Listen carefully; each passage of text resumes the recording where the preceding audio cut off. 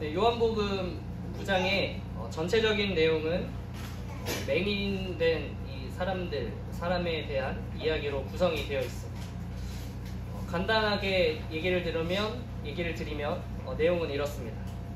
예수님께서 이제 길에서 날 때부터 맹인된 사람을 고치시게 됩니다. 그리고 예수께서 고침받은 이 맹인은 바리새인들 앞에서 이제 예수님을 만났고 그가 하나님께서 보내신 이인 줄 믿는다. 그를 믿는다라고 고백하게 되는 이야기입니다. 함께 읽은 이 본문의 말씀은 그 이야기의 전개를 딱 시작하기 앞선 약간 서론의 어떤 시작 부분이죠. 보신 것과 같이 이 이야기는 예수님께서 맹인을 발견하고 또 함께 그 맹인을 보았던 제자가 예수님께 질문하면서부터 내용은 이제 시작하게 됩니다.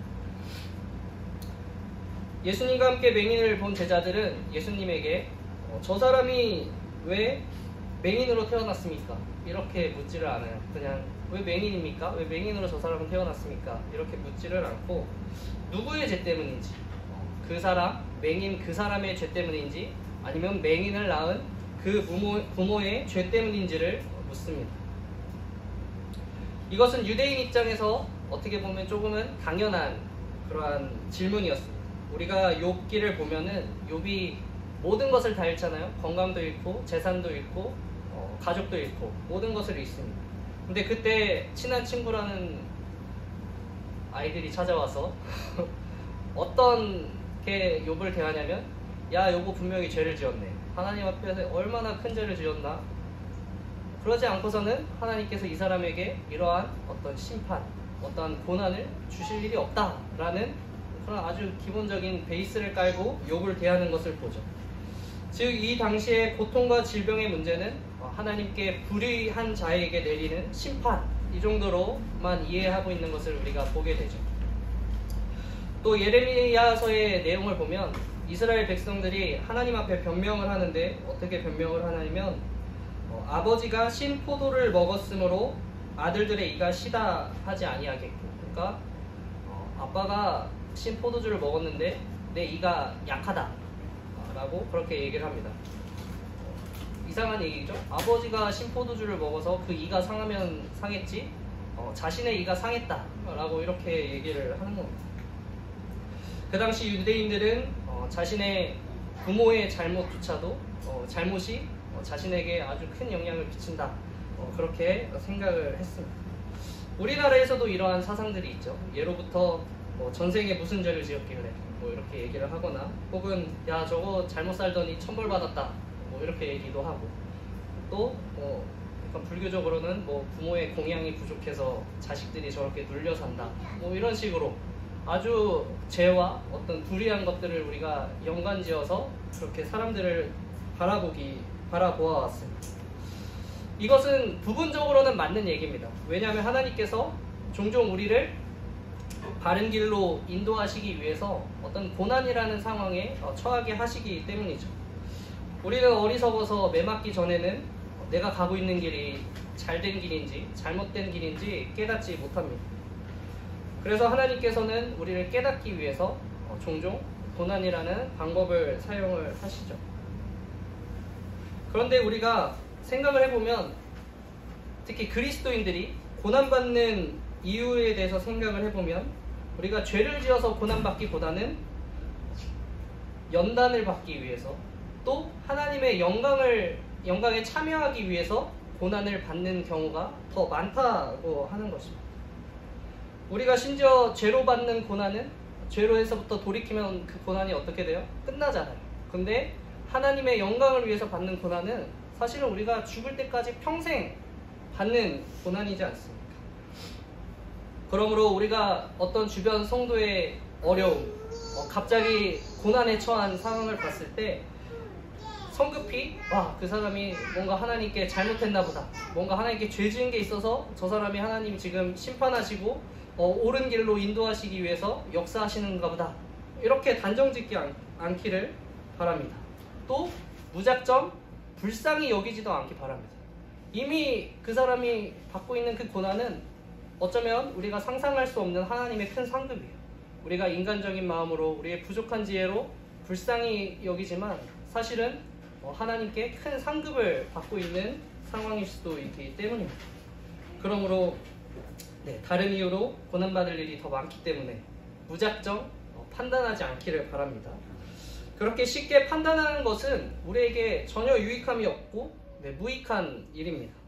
그것은 무의식적으로 다른 사람을 깎아내리고 그 사람을 마치 죄인이냐 판단하고 정죄하는 행동이기 때문이죠. 다른 사람을 우리가 죄인으로 몰아가는 것은 사실 우리가 인간적으로 꽤 흥미로운 일입니다. 또 누군가는 다른 사람을 죄인으로 몰면서 안도감을 느끼기도 한다는 거죠. 여기 젊은 사람들은 그 마피아라는 게임을 해보셨죠? 다들 마피아 게임을 해보셨는데 어떤 게임이냐면 시민들 사이에 숨어있는 범죄자인 마피아를 찾아내는 게임입니다. 근데 어때요? 우리가 사실 초반에 1라운드 딱 시작하면 살아야 되잖아요. 내가 그죠? 나는 무조건 시민이니까 살아야 되잖아요. 그래서 어떻게 하냐면 내가 뭔가 좀 의심을 받으면 다른 사람을 몰아가는 거죠. 저 사람이 좀 수상하다. 나는 아니고 저 사람이 수상하다. 그렇게 몰아간단 말이죠. 그래서 그 나를 지목하는 사람들이 어때요? 제 여론을 따라서 다른 사람을 죽였어요. 그러면은 우리의 마음이 어때요? 엄청 안도감이 느껴져요. 막 이 게임이 너무 재밌어지기 시작하죠. 와, 사람들이 내 말을 따라서 저 사람을 지목해서 죽였어. 엄청난 우리 마피아 게임을 하는 이유 중 하나지 않습니까? 그것처럼 우리가 누군가에게 화살을 달리고 그 사람을 몰아갈 때 본능적으로 그런 즐거움을 느끼는 존재들이라는 거예요. 우리는 스스로의 죄는 잘 살피지 못합니다. 그렇죠? 그러면서도 다른 사람의 죄는 기가 막히게 잘 찾아내죠. 그래서 성경은 내 눈에 들보가 들어있지만 그럼에도 다른 사람의 티끌을 기가 막히게 찾아낸다고 그렇게 우리에게 말씀하고 있는 것이죠. 그 이유가 뭐예요? 그가 인간의 본성이고 그 즐거움이 있는 거예요. 사실 우리는. 여러분께서 저의 부족함을 찾아내겠다. 갑자기 그런 마음이 들어서 저 전도사님 한번 내가 부족한 거 찾아내고 못하고 있는 거 내가 꼬집어내겠다. 여러분 마음 먹으면 어떻습니까? 하루가 뭡니까? 지금 예배가 끝나는 그 순간까지 머리 잘 굴리고 제가 지금 무슨 실수 하나 바라보면서 수십 가지, 그죠? 막 어쩌면 수백 가지도 나올 수 있죠.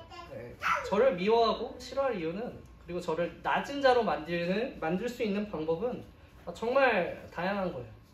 그것을 통해서 저는 죄인이 되고 여러분들은 의인이 되는 거죠.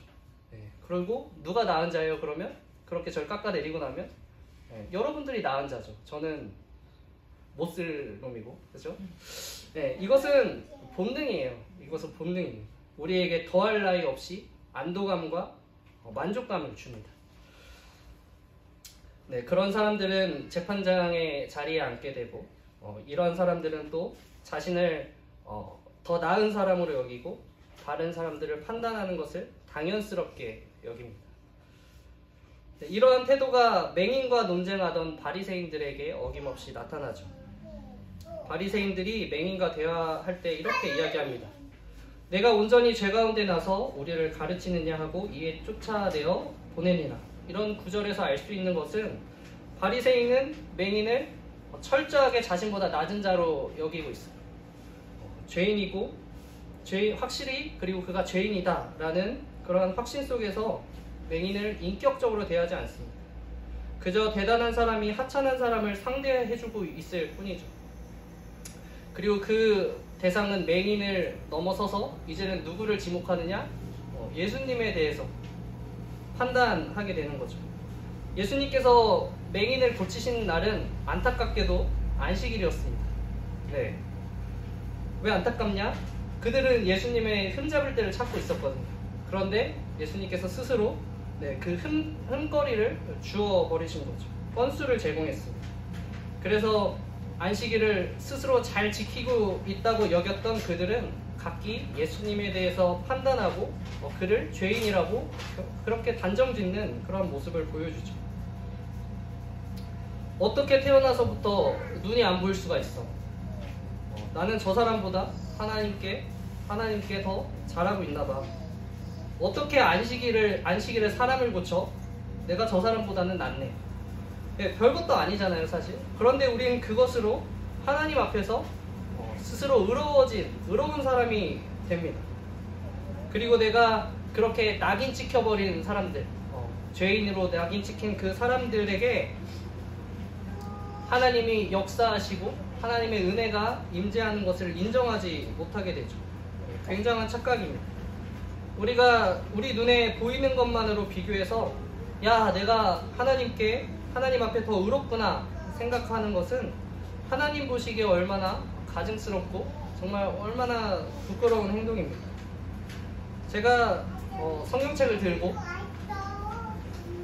성경책에 대해 말해보십시오 하면은 여러분들 어때요?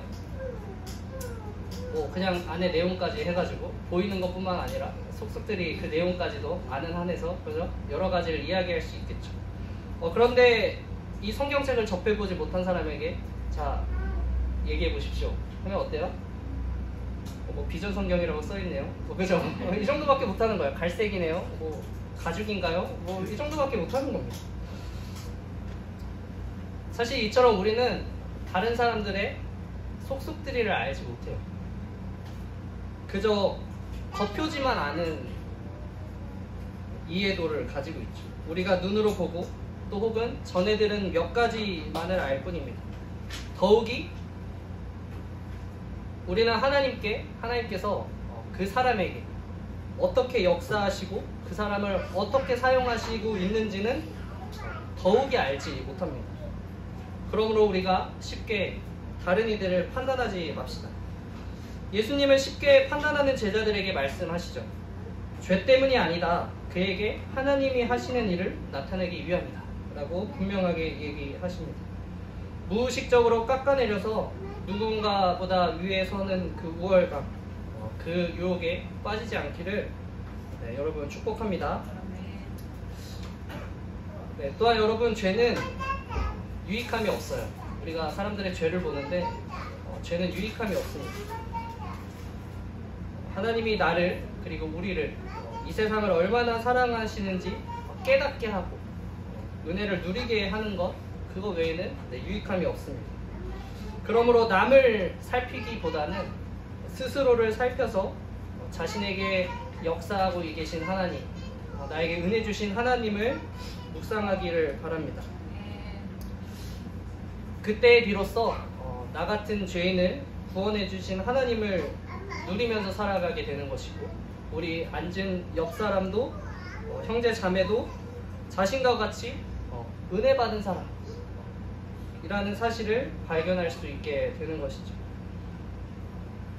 성경은 말씀하고 있습니다. 서로 마음을 같이하여 높은 데 마음을 두지 말고 도리어 낮은 데 처하며 스스로 지혜 있는 채 하지 말라, 이렇게 얘기를 하고 있습니다. 우리가 이 본문에 나온 맹인의 삶에 죄를 거두고 그 사람의 뭔가 죄를 보려고 하는 노력을 거두고 그의 삶을 한번 바라봅시다. 그는 한평생 눈이 보이지 않아서 굉장히 생활하는데 큰 불편함을 가지고 살았을 것입니다. 그리고 그가 길을 나설 때면 주변 사람들의 손가락질을 받았겠죠. 야, 저거 죄인 지나간다. 저거 불의한 자야. 가까이 하지도 마. 얼마나 수치와 조롱을 당했을지 모르겠습니다. 이 시대에도 맹인으로 살아가는 삶이 얼마나 불편하고 차별이 있습니다. 그 당시 더하면 더했지 결코 덜하지는 않았을 것이죠. 그런 그는 속으로 하나님께 물어보는 거죠. 아, 내가 무슨 죄를 지었길래 도대체 이렇게 큰 아픔과 고통을 겪게 하십니까? 그렇게 애통하면서 하나님 앞에 눈물 흘리며 살아왔던 그런 인물이 있지 않습니까? 그럼 그에게 눈고침은 그저 앞이 보인다, 그 기쁨이 아닌 거죠. 그 뒤에 홀로 가졌을 괴로운 시간들, 아무도 이해하지 못할 그 아픔에서 온전히 구원되는, 해방되는 경험이었습니다.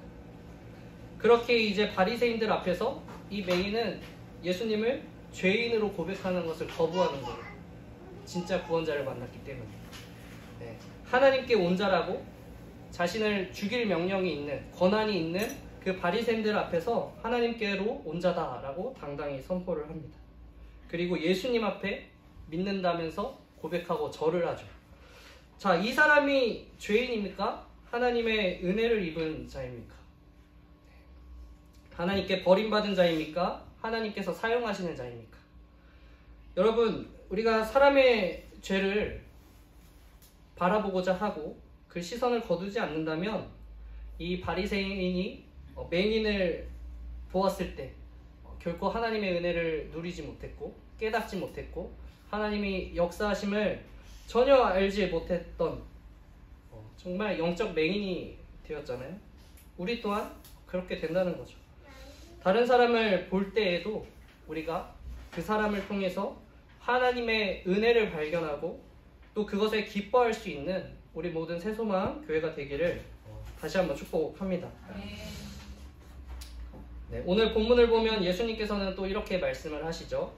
때가 아직 낮임에 나를 보내신 이의 일을 우리가 하여야 하리라. 이 뜻은 우리가 할 일이 있는 사람들이다 라는 것을 말씀하시죠. 사람을 재고 판단하는 것은 우리의 할 일이 아닙니다.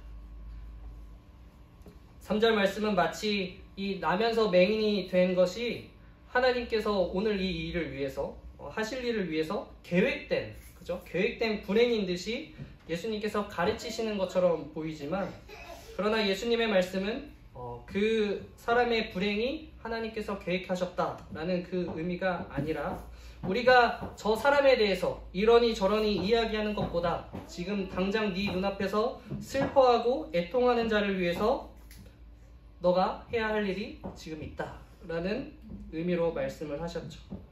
그리고 그 일은 낮에만 가능합니다. 예수님은 낮이라는 말을 통해서 땅에서 우리가 살아가는 이 제한된 시간 동안에만 할 수 있는 일들이 별도로 있다라는 것을 알려주셨습니다.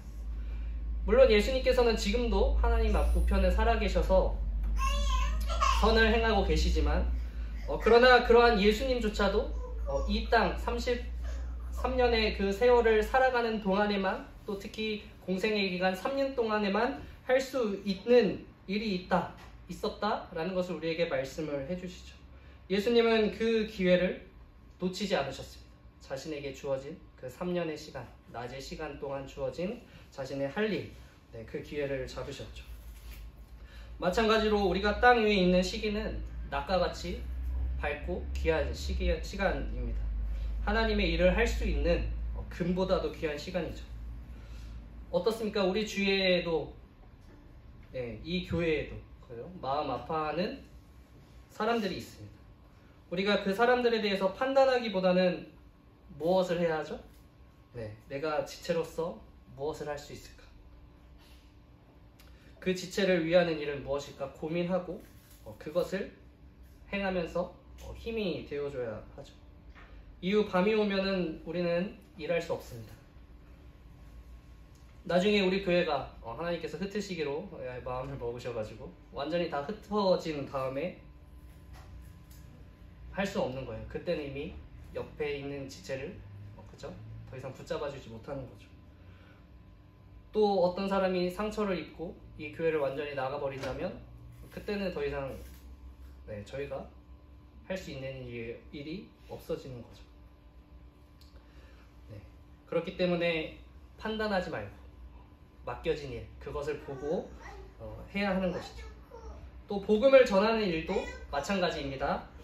우리가 해야 할 일은 이 사람이 복음을 받을 만한 사람인가? 내가 복음을 전해도 될 만한 사람인가? 그렇게 판단하고, 또 이 사람이 정말 복음을 들으면 변화될까? 이런 것을 생각하고 있는 것이 아니라 지금 이 시간 우리에게 맡겨진 것은 가서 복음을 전하는 것, 그것이 우리의 할 일이죠. 우리는 지금 낮에 거하고 있습니다. 엉뚱한데 우리가 마음과 시선을 빼앗겨서 우리가 부르심 받은 그 소명, 그 뜻 잃지 않고 그 기회를 잡는 우리들이 됩시다. 정리하겠습니다. 우리는 누구나 사람들의 죄를 쉽게 발견합니다. 그러나 그것은 우리가 스스로 높은 채 하기에는 쓸모가 있으나 나의 신앙에는 유익이 없습니다. 오히려 우리로 하여금 하나님의 일을 못 보게끔 눈을 가리죠. 영적 맹인이 되는 것입니다. 우리가 죄가 아니라 하나님의 은혜를 바라보는 사람이 됩시다. 네. 하나님은 나를 통해, 너를 통해 그리고 우리를 통해 일하십니다. 그리고 이제 판단하기를 그치고 오늘 우리에게 맡겨진 일을 합시다. 죄인이면 더 구원받아야 되고 죄인이면 더 은혜 받아야 합니다. 우리는 그 축복의 통로입니다. 그 사명을 잘 감당하시는 우리 새소망교회 성도님 되시기를 함께 기도하고 또 성취해 나갑시다. 기도하겠습니다.